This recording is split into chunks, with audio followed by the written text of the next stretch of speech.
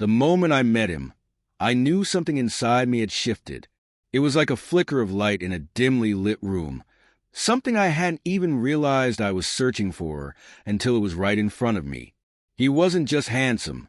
He was magnetic, the kind of man who carried confidence like an expensive cologne, effortlessly drawing people toward him. I had been married for 7 years. It wasn't an unhappy marriage, but it was predictable. My husband was a good man, a stable partner, someone I could rely on. But somewhere along the way, we had become more like cohabitants than lovers. The passion had fizzled out, replaced by routine and familiarity. Then came Daniel. I met him at a work event, an industry networking night, where everyone was dressed to impress and spoke in polite, measured tones. Except him. He was different. He had this air of ease, a way of speaking that made you feel like you were the only person in the room.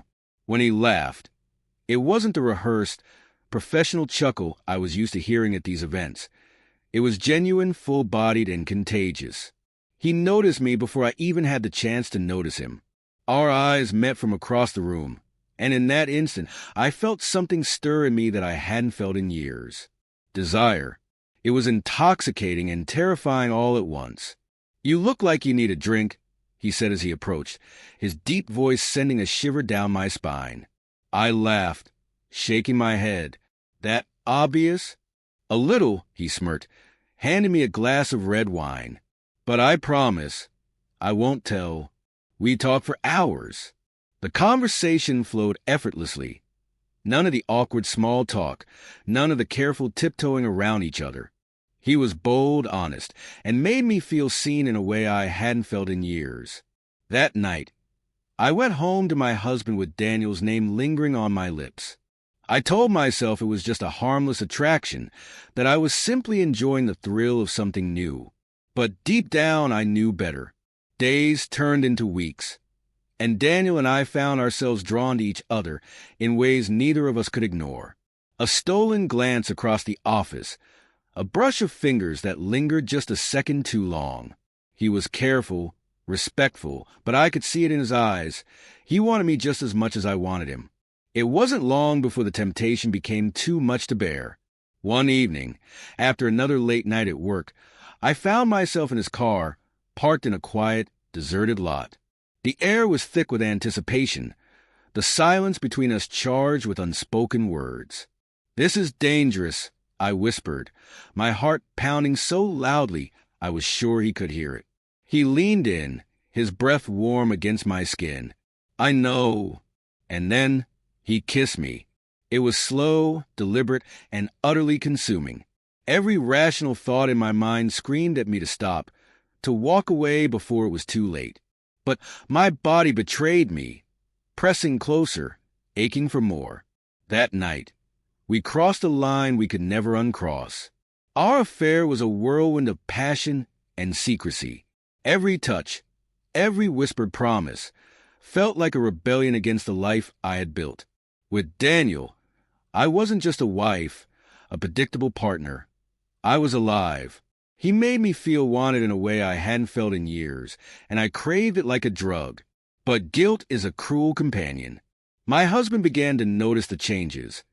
The way I'd come home later than usual, the distant look in my eyes when he spoke. He never accused me, never demanded answers, but I could see the pain in his eyes. He knew something was wrong. One night, as I slipped into bed beside him, he reached for my hand. "You're different," he said softly. "I don't know how, but I feel it." I turned away, unable to meet his gaze. The weight of my deception was crushing me, yet I couldn't stop. I didn't want to. Then, the inevitable happened. I was at Daniel's apartment, tangled in his sheets, when my phone buzzed with a message from my husband. "We need to talk." Panic surged through me. Had he found out?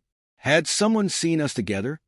I dressed hurriedly, my hands shaking as I fumbled with the buttons of my blouse. Daniel watched me, concern flickering in his dark eyes. "Is everything okay?" I forced a smile.